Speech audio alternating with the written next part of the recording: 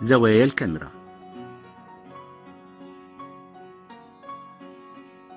زاوية الكاميرا الأفقية، وهي الزاوية التي تكون في مستوى أفقي وبنفس الارتفاع للشخصية، وتدور حولها في مدار أفقي من 0 درجة إلى 360 درجة، سواء مع عقارب الساعة أو عكسها. فكل زاوية أفقية لها مغزى ورؤية لدى المخرج تتماشى مع السياق الدرامي للأحداث. فكل درجة تتحركها الكاميرا تعطي مشاعر وأحاسيس مختلفة حسب طبيعة العمل الدرامي، وانطباع مختلف للمشاهد.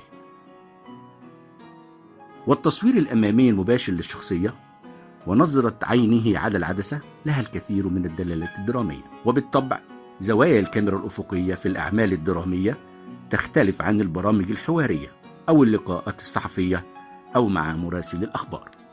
زاوية الكاميرا الرأسية.